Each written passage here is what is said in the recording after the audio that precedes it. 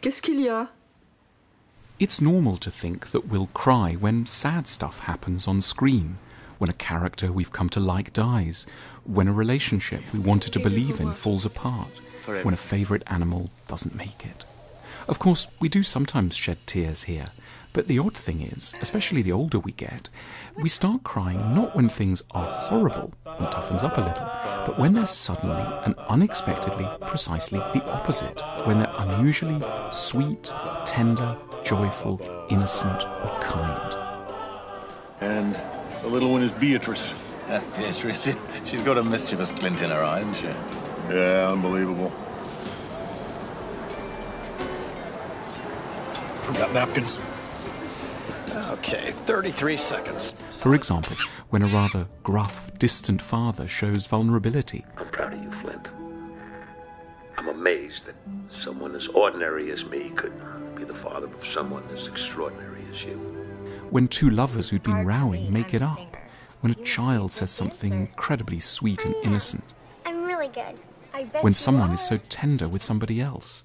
Far more than grimness, it's a particular grace and loveliness which can, for a moment, feel heartbreaking.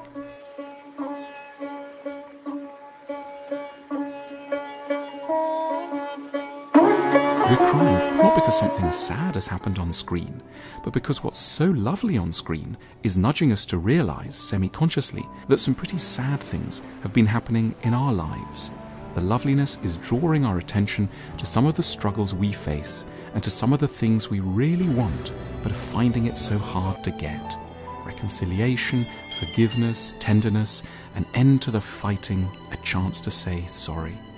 We start to cry at a brief vision of a state of grace from which we're exiled most of the time. We ache for all the lost innocence of the world. Loveliness and goodness can make the actual ugliness of our existence all the more vivid. That's also why, if we were to consider the unusual project of creating a robot that could cry at the movies, we would have to do something apparently rather cruel. We would have to ensure that this robot knew all about suffering, for it's only against a background of pain that beautiful scenes in films become deeply moving rather than merely nice. Our tears are telling us something key, that our lives are tougher than they used to be when we were little, and that our longing for uncomplicated niceness and goodness is correspondingly all the more intense.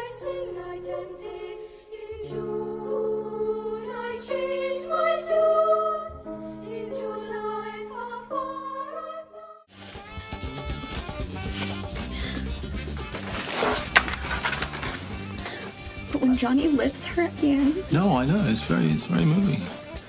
If you tell anyone, I'll kill you. Yeah, understood.